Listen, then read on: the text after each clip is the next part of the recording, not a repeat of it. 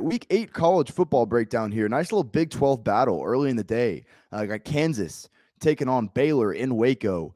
Seeing Baylor now up to a 10-point favorite and a pretty standard total of 58.5. There are some key injury notes on both sides of the ball here. Obviously, with Kansas, Jalen Daniels still going to be out.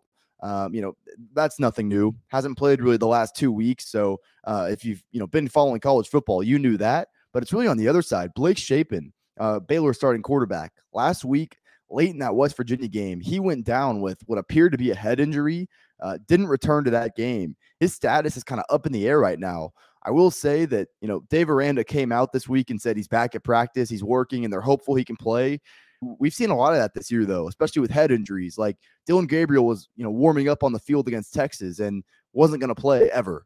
I really don't think Blake Shapen's going to play in this game. And, that's not really the narrative coming out of Waco right now. But Dave Aranda didn't say he's playing. He said he's back at practice. We've seen this line move towards Baylor. Obviously 10-point favorites here. I think if he doesn't play, this line's going to come crashing down closer to kickoff. And that's when I'm going to come in on Baylor. With Kyron Drones at quarterback, I'm all in.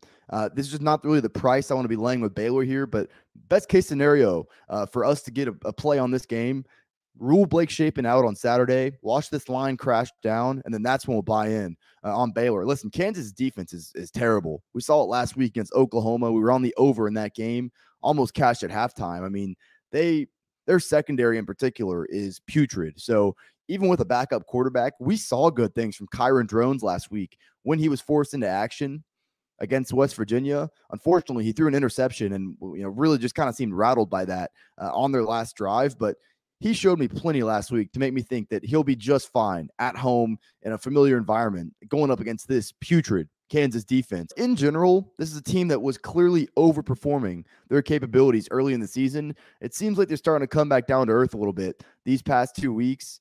I think it continues here. It's their second straight road game. Kansas is not the team that everybody wants them to be because they are absolutely atrocious defensively. Now, Baylor has not played well this year.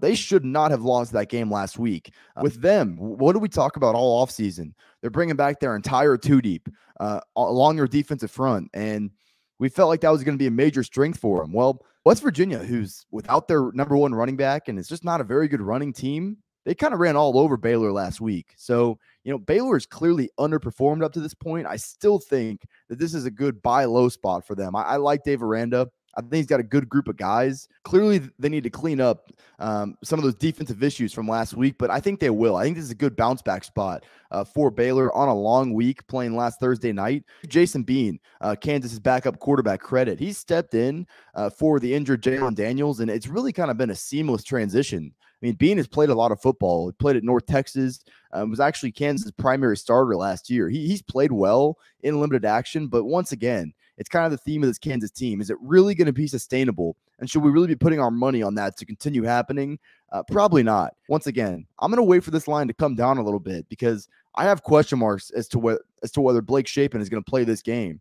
I would obviously love him in there, but I'm probably not going to get to the window with it because I'm not going to lay double digits with Baylor in this spot. They rule Blake Shapen out on Saturday. We get a better line here. If this gets to 8, 7.5, that's when we'll come back in on Baylor, and I'll probably be on the Bears in some way, shape, form, or fashion. As far as the total, I would lean under as well. Kansas is a really slow-paced team, and with Baylor's quarterback situation, probably are going to try to pound the rock a little more. The issue I have with betting the under is I think Baylor could have a pretty big offensive day.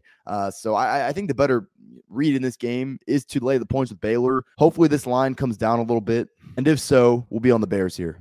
All right, guys, before we get out of here, I know you see this shirt right here. If you're in need of unique but comfortable golf apparel, head over to proud90.com. They got polos, with the colder weather coming, hoodies and quarter zips. Recently added a ladies line. Proud 90's got all your golf apparel needs. Browse their selection, and if you see anything you like at checkout, use code Fordham. It's going to get you 15% off your entire order. That's code Fordham is going to get you 15% off your order at proud90.com. Support me, support Proud 90, proud90.com.